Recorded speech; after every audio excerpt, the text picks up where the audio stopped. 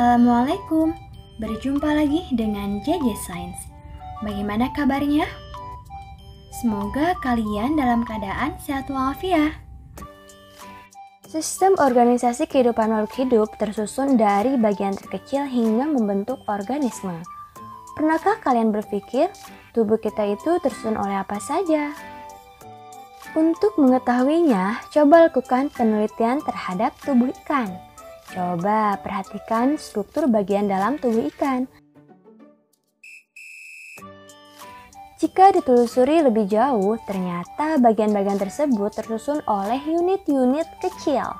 Untuk lebih memahaminya, mari kita pelajari sistem organisasi makhluk hidup. Come on! Materi terkecil di alam itu adalah atom. Nah, bagian terkecil pada makhluk hidup adalah sel. Sehingga dapat kita definisikan bahwa sel merupakan unit struktural dan fungsional terkecil pada makhluk hidup. Hal ini bermakna bahwa sel merupakan penyusun yang mendasar bagi tubuh makhluk hidup. Mungkin di antara kalian ada yang masih bertanya-tanya, emang benar ya makhluk hidup itu tersusun atas sel? Oke, salah satu kemajuan ilmu dan teknologi adalah adanya penemuan yang diperoleh melalui penelitian pada tingkat sel. Dalam bidang kedokteran, para dokter dan ahli biologi mempelajari ciri-ciri sel kanker. Selanjutnya, mereka meneliti berbagai cara untuk menyembuhkan kanker. Dan masih banyak penerapan sel lainnya. Berdasarkan jumlah sel, makhluk hidup dibedakan menjadi dua, yaitu uniseluler dan multiseluler. Uni artinya satu, seluler itu sel, maka uniseluler adalah makhluk hidup yang bersel satu. Contohnya bakteri. Sedangkan multi artinya banyak, maka multiseluler adalah makhluk hidup yang bersel banyak. Contohnya kita, manusia, tumbuhan, hewan, bisa sampai miliaran sel dalam tubuh. Semakin besar, maka jumlah sel penyusunnya semakin banyak. Setiap sel tersusun atas berbagai bagian, yaitu membran plasma, inti sel atau istilah lainnya itu nukleus, sitoplasma, dan organel sel. Berdasarkan strukturnya dibedakan menjadi dua, ada sel prokaryotik dan sel eukaryotik. Bedanya apa? Oke, sel prokaryotik, pro itu belum atau tidak, karyot itu dari kata karyota, artinya membran inti. Maka sel prokaryotik adalah sel yang tidak memiliki membran inti, yang artinya sel prokaryotik adalah sel yang memiliki materi genetik DNA yang tidak dibungkus oleh membran inti. Contohnya adalah sel bakteri. Kedua, sel eukaryotik adalah sel yang memiliki membran inti, sehingga terjadi pemisahan antara inti sel dan sitoplasma. Nah ini ya membran inti itu, kalau yang tadi kan nggak ada membran inti, jadi DNA itu terpapar aja di sitoplasma. Kalau ini nggak dibungkus di dalam. Contoh sel eukaryotik adalah sel tumbuhan dan sel hewan. Bagaimana struktur dan fungsi organel sel? Ukuran dari sel itu sangatlah kecil atau istilahnya itu mikroskopis, sehingga untuk melihatnya lebih jelas perlu menggunakan alat mikroskop. Sel eukaryotik tersusun atas sejumlah organel sel yang memiliki struktur dan fungsi tertentu. Kita langsung lihat dan amati gambarnya. Ini adalah contoh sel hewan. Ini adalah membran sel atau istilahnya itu membran plasma. Membran sel merupakan bagian luar yang membungkus sel. Oh, berarti kalau yang bagian luar ini, maka fungsinya itu sebagai tempat keluar masuknya ion, molekul serta senyawa dari atau ke dalam sel. Membran plasma ini bersifat semi-permeable, yaitu memiliki kemampuan untuk melakukan seleksi terhadap substansi yang akan masuk dan keluar sel. Jadi nggak sembarang gitu ya. Dan ada mekanisme tertentu ya, itu nanti lebih detailnya di SMA tentang difusi osmosis, endositosis, eksositosis, dan lain-lain. Yang kedua, inti sel atau nukleus. Pada sel eukaryotik, inti sel dibatasi oleh membran inti. Membran inti berguna untuk pertukaran materi antara nukleoplasma dengan sitoplasma. Di dalam sel nukleus memiliki fungsi utama mengendalikan seluruh aktivitas sel. Disebut demikian karena disinilah terdapat materi genetik dalam bentuk DNA. Tentu tak asing lagi bukan mendengar kata DNA? Pasti yang muncul dalam benak kalian itu ketika mendengar kata DNA itu tes DNA ya. Untuk mempertanyakan apakah seseorang itu anak kandung atau bukan. Nah, DNA ini mengendalikan proses metabolisme. Simpelnya, kapan seseorang mengalami pertumbuhan atau ibu setelah melahirkan akan aktif menghasilkan hormon prolaktin untuk menyusui anaknya. Dan juga berperan untuk mengekspresi gen seperti rambut ikal, lurus, kulit hitam atau kuning langsat, dan lain-lain. Yang ketiga itu ada plasma sel. Plasma sel merupakan cairan sel di bagian dalam kantong sel yang dibatasi oleh membran sel. Plasma sel meliputi dua bagian, yaitu nukleoplasma dan sitoplasma. Nukleoplasma merupakan plasma atau cairan yang terletak di dalam inti sel. Sedangkan sitoplasma itu cairan kental yang mengisi ruangan antara membran sel dan inti sel. Nih yang belah sini ya. Di dalam sitoplasma ini banyak sekali organ-organel sel yang nanti akan dibahas di depan ya. Ribosom, nah ini bagian organel yang ada di dalam sitoplasma yang terpapar di sitoplasma. Ribosom merupakan butiran kecil yang tersebar di dalam sitoplasma dan ada pula yang menempel di RE atau istilahnya retikulum endoplasma. Fungsinya berperan dalam sintesis protein. Nah, tempat pembentukan protein. Nah, itu proteinnya nanti jadi hormon ataupun jadi enzim ataupun jadi protein struktural bentuk sel.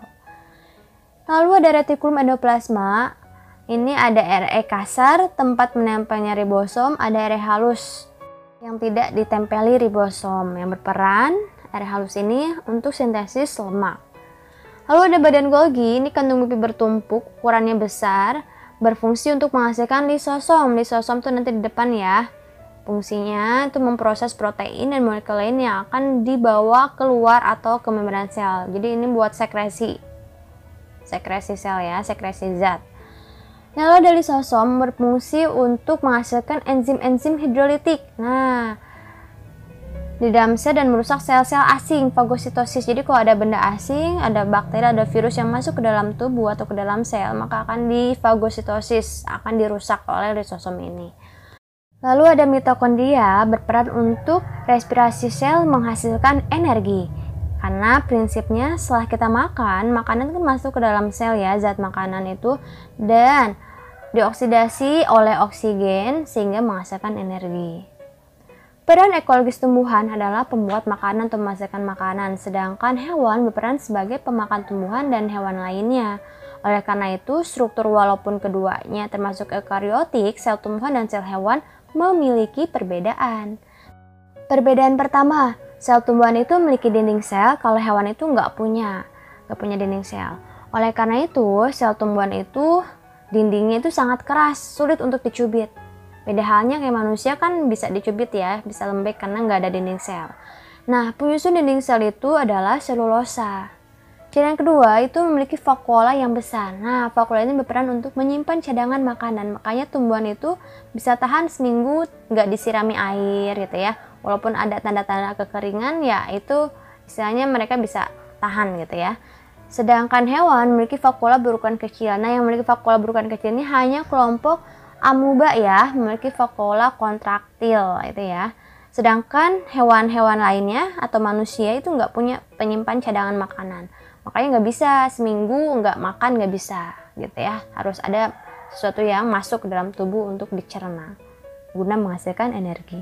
Lalu yang ketiga itu memiliki plastida.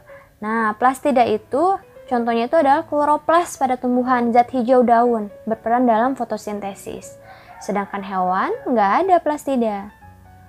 Lalu tumbuhan itu tidak memiliki sentriol. Kalau hewan, nah ini punya sentriol. Sentriol itu berperan untuk mengatur polaritas pembelahan sel dan mengatur pemisahan kromosom selama pembelahan sel. Nah, itu dia. Tingkat organisasi makhluk hidup yang kedua yaitu tingkat jaringan. Definisi jaringan adalah kumpulan sel yang memiliki bentuk, fungsi, dan sifat yang sama. Misalnya, struktur daun jika kita amati disusun atas berbagai jaringan mulai dari jaringan epidermis yang terletak paling luar berperan dalam pelindung bagian dalam, jaringan parenkim palisade yang tersusun rapat persipannya berperan dalam proses fotosintesis. Ada jaringan pengangkut juga berdasarkan fungsinya, ada xilem sama floem. Nah ini. Adapun jenis Jaringan yang umumnya dimiliki oleh hewan dan manusia yaitu jaringan epitel yang melapisi permukaan tubuh dan membatasi rongga tubuh, jaringan penyokong untuk menyokong dan memperkuat jaringan lain, melindungi organ-organ tubuh seperti jaringan ikat, jaringan tulang, kemudian ada juga jaringan otot yang berperan untuk menggerakkan anggota tubuh, jaringan darah, dan jaringan saraf. Tingkat organisasi yang ketiga yaitu adalah organ. Organ adalah gabungan beberapa jenis jaringan yang terorganisasi dalam fungsi tertentu. Organ pada tumbuhan meliputi akar, batang, dan daun. Sebagaimana sudah dibahas tadi bahwa kumpulan dari jaringan epidermis, jaringan parenkim palisade, jaringan bunga karang, dan jaringan pengangkut akan membentuk organ daun. Fungsi utama daun adalah sebagai tempat fotosintesis atau produksi bahan makanan bagi tumbuhan yang nantinya hasil fotosintesis itu akan diedarkan oleh jaringan pengangkut floem ke seluruh organ tumbuhan lainnya, sehingga tumbuhan mengalami pertumbuhan dan perkembangan. Begitupun organ pada hewan, misalnya organ mata tersusun atas beberapa jaringan, antara lain jaringan otot, jaringan saraf, dan jaringan ikat. Lalu tingkat yang keempat itu adalah sistem organ. Sistem organ adalah gabungan dari berbagai organ untuk melakukan fungsi tertentu di dalam tubuh. Setiap organ memegang peranan yang sama penting dalam menjalankan fungsinya. Sistem organ tumbuhan. Nah, seluruh organ yang ada pada tumbuhan, misalnya akar, batang, dan daun, menjalankan fungsinya agar tumbuhan dapat tumbuh dan berkembang. Contohnya, sistem organ yang terdapat pada tumbuhan paku dan tumbuhan berbiji adalah sistem transportasi atau pengangkutan. Sistem transportasi tumbuhan melibatkan jaringan-jaringan pengangkut yang terdiri atas pembuluh kayu dan pembuluh tapis. Sistem organ hewan, misalnya pada tubuh manusia. Dapat kalian lihat macam-macamnya? Contohnya, organ jantung dan pembuluh darah bekerjasama membentuk sistem peredaran darah. Atau organ mulut, kerongkongan, lambung, usus halus, usus besar, anus bekerjasama membentuk sistem pencernaan. Nah, tingkat yang selanjutnya itu adalah organisme atau individu. Semua sistem organ akan bekerja sama untuk melakukan fungsi hidup atau proses kehidupan untuk menopang kehidupan organisme atau individu. Pada dasarnya, keberlangsungan hidup organisme berkaitan dengan hubungan antara sistem organ yang satu dengan yang lain. Karena jika terdapat kerusakan pada salah satu sistem organ, maka akan mempengaruhi sistem organ lainnya.